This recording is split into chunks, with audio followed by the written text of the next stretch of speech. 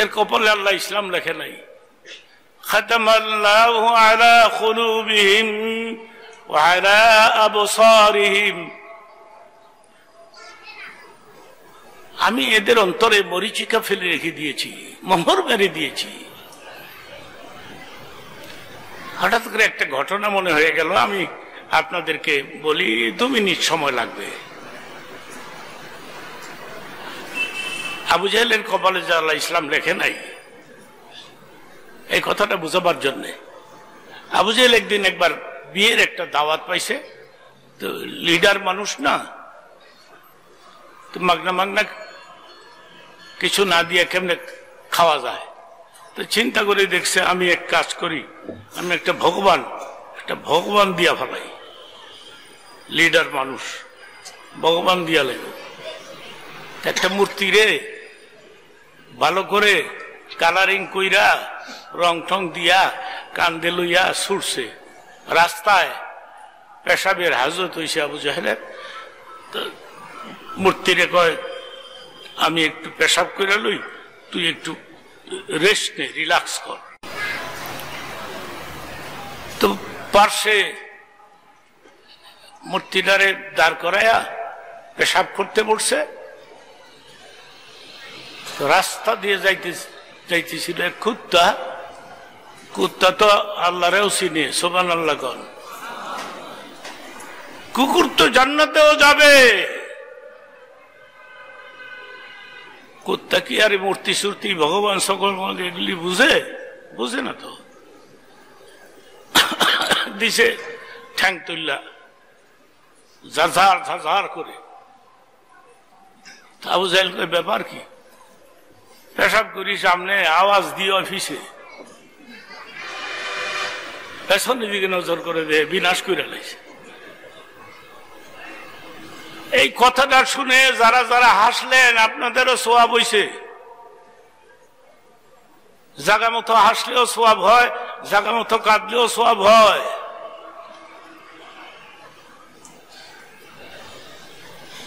এখন চিন্তা করতেছে কি করা যায়। এই কুত্তা ভগবানরে গোসল করাইয়া পেশাব করে থুইয়া গেছে গা। আবু জাহেল সেদিন মূর্তির সামনে দাঁড়ায় বলেছিল, তোর গায়ে কি এত সকল শক্তিও নাই, কুত্তাও তারাই তারস্ত, সাঁতার কিসের ভগবান হইলি? কপালের মধ্যে ইসলাম নাই। রাসূল আরবি চেষ্টা করেছিলেন, কিন্তু তার কপালে ইসলাম ছিল না।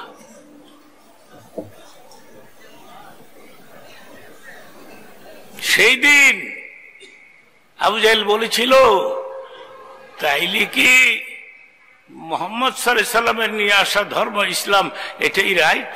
চিল্লায় বলেন সুবহানাল্লাহ, নারায়ে তাকবীর।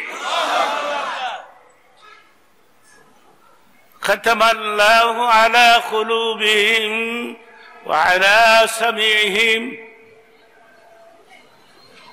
আল্লাহ আবু জাহেলের কপালে ইসলাম লেখে নাই। নবীরে দেখলেই ক্রিটিসাইজ করতো, নবীরে দেখলেই ঠাট্টা করতো, নবীরে দেখলে ক্রিটিসাইজ করতো।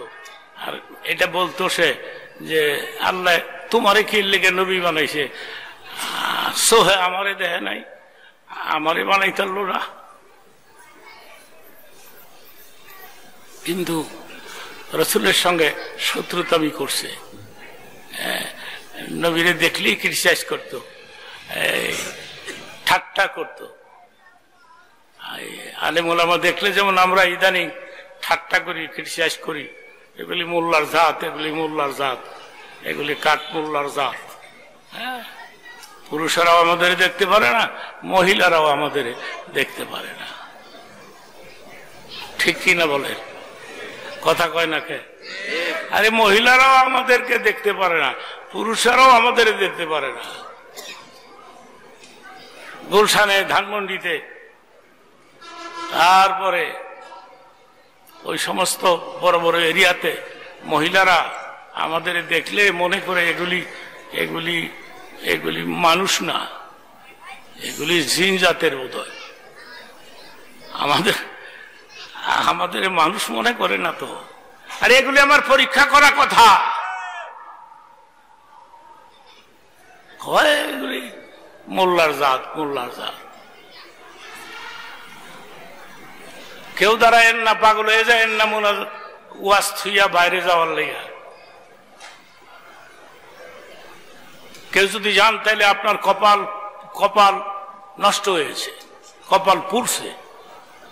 ছোট্ট একটা হাদিসের কথা বলি, এরপরে আমি ওই গুলশানের মহিলাদের কথা বলি। এই তারপরে আপনার এই এরা আমাদের মানুষ মনে করে না।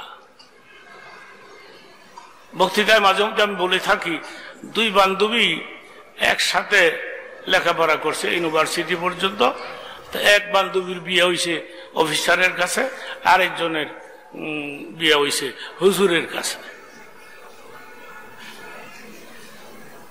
5-7 বছর পরে দুই বান্ধবীর একসাথে দেখা হয়েছে। কেমন আছো? তুই কেমন আছো? তুই কেমন আছো? এখন হুজুরের বউ যে কয়, দোয়া করিস আমার একটা বাচ্চা হয়েছে। এইটা হই না, অফিসারের বউ জিবরা টিপরা ভার কইরা কামড়ায় সামড়ায়া কষ্ট কি এটা তোর না হুজুরের কাছে বিয়ে হয়েছে। এরা আমাদেরকে মানুষ মনে করে না। তাইলে আমরা বিয়ে শাদী করতাম না, বাচ্চা টাচ্চা হইতো না। এই লম্বা কর্তা আর এই রুমাল সোমাইল এগুলি দেখলে পাগল হয়ে যায়। আরে আমাদেরকে মনে করে না। আর পুরুষ যারা আছে এরা তো আমাদের কাঠমোল্লা কয়, কাঠমোল্লা কয়। যুবক বাবারা, ওলামাদেরকে রেসপেক্ট করো, সম্মান করো। হাদিস শরীফের মধ্যে আসছে, কোন মওলানার সঙ্গে যদি তোমার সম্পর্ক ভালো থাকে, হাশরের ময়দানে আল্লাহ বলবেন, যাও রে বান্দা, আমি তোমাকে জান্নাত দিয়ে দিলাম। নারায়ে তাকবীর, নারায়ে তাকবীর। ওলামাদেরকে দেখলে এদেরকে হেল্প করবা, এদেরকে সাহায্য করবা। আবু জাহেলের ছোট্ট একটা কথা বলে ফেলি, এরপরে আপনাদেরকে নিয়ে আমি মুনাজাত দিব, কেউ লড়বেন না। একটা ছোট্ট হাদিসের কথা বলে ফেলি, কারণ এইটা অনেক দামি হাদিসের কথাটা। যারা যারা ওয়াজ শুনতে আসছেন, আপনাদের মা বাপ দাদা দাদির কবরে, কথাটা আবার বলছি,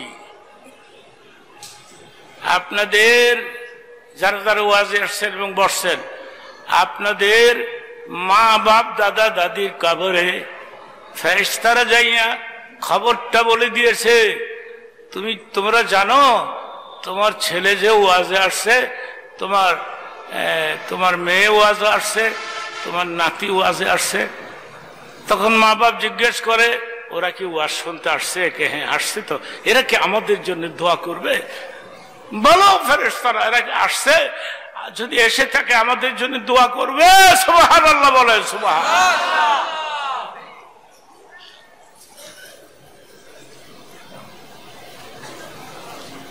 আমি কি 10-15 মিনিট সময় বাড়াই দিব? বাড়াই দিব? কেউ দাঁড়াবেন না? একটু দুরূদ শরীফ পাঠ করি একসাথে আওয়াজ করে। ইন্নাল্লাহা ওয়া মালাইকাতাহু ইউসাল্লুনা আলান নাবিয়্যা আইয়ুহাল্লাযীনা আমানু সাল্লু আলাইহি ওয়া সাল্লিমু তাসলিমা। আল্লাহুম্মা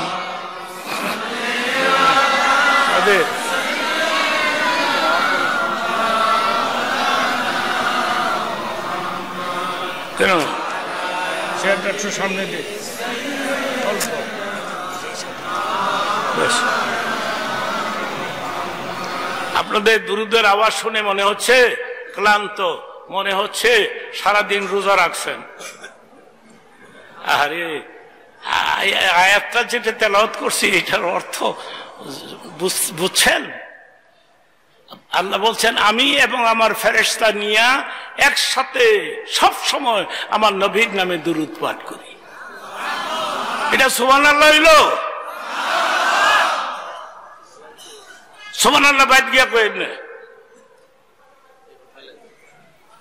সুতরাং আমি যখন ফেরেশতা নিয়া আমার নবীর নামে দুরূদ পাঠ করি, তাহলে তোমরাও জোরে জোরে চিল্লায় চিল্লায় দুরূদ পাঠ করো। হ্যাঁ, আল্লাহুম্মা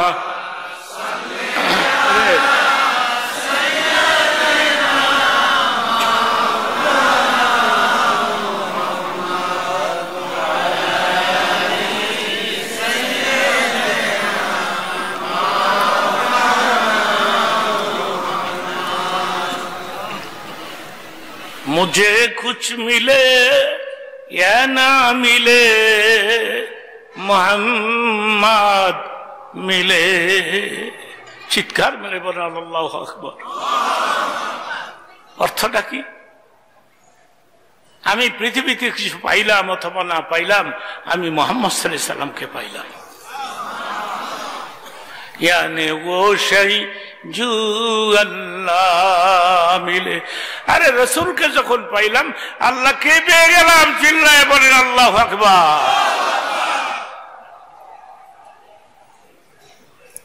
রসুলের শানে কয়েক মর্তবার দুরূদ পাঠ করলাম। কিছু বক্তারা খালি কয় দুরূদ ইব্রাহিম পড়ো, দুরূদ ইব্রাহিম পড়ো।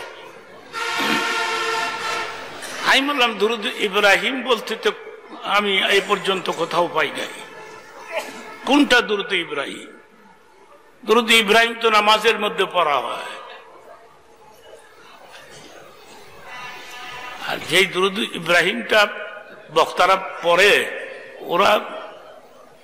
এরা বুঝতে পারে না যে প্রথমেই সেই দুরূদের প্রথমেই রাসূলের নাম আসছে। আল্লাহুম্মা সাল্লি আলা মুহাম্মদ। মুহাম্মদ কার নাম? আক করে রয়েছেন কি মিয়া? মুহাম্মদ কেডা? আল্লাহুম্মা সাল্লি আলা মুহাম্মদ ওয়া আলা আলি মুহাম্মদ কামা সাল্লাইতা ওয়া সাল্লামতা আলা ইব্রাহিম। ইব্রাহিমের নাম আগে না পরে? তাহলে ইব্রাহিমের দুরূদ পড়ো। দুরূদ কইতে আইলো ইব্রাহিম পড়ো। আমি বলবো এটা রাসূলের নামের দুরূদ। সুন্দর করে পড়তে হবে, ঠিক কিনা বলেন? আওয়াজ করে বলেন। কিন্তু আমি যে দুরূদটা পাঠ করলাম এটা আরেকবার পাঠ করতে হবে আমার সঙ্গে, একটু জোরে জোরে। আল্লাহুম্মা সাল্লি আলা সাইয়্যিদিনা মাওলানা ওয়া আলা আলি সাইয়্যিদিনা। এই তোমরা বসো, এই বাবারা আমার সামনে এসে বসো, আমার সামনে এসে বসো। আমি দয়া কোনো জিজ্ঞাইতাম না কেউ রে, আমি আপনার জিজ্ঞেস করতাম না। একটু সময় দাও আমাকে। হ্যাঁ, তোমার মা কবরে, হাদিসটা না বললাম এখন, তোমার মার খবরে ফেরেশতারে গিয়ে কইছে তোমার পোলা ওয়াজে আইছে, তোমার নাতি ওয়াজে আইছে, তোমার ভাতিজা ওয়াজে আইছে। তখন মা কান্দে আর বলে, ও ফেরেশতারা আমার ছেলে আসছে, ওরা কি দোয়া করবে? অবশ্যই দোয়া করবে। চিৎকার মেরে বলে সুবহানাল্লাহ সুবহানাল্লাহ। এই তো কতক্ষণ হয়ে গেছে, আর কিছুক্ষণ হবে। এরপরে আবার কালকেও ওয়াজ শুনতে আসবেন। 2 দিন আমি জানতাম না, আমি জানতাম এটা 5 তারিখেই ওয়াজটা হবে। 2 দিন ব্যাপী ওয়াজ চলছে, কালকেও হবে। বক্তারা আসবে, আপনারা আসবেন, শুনবেন। যুবক বাবারা একটু বসো।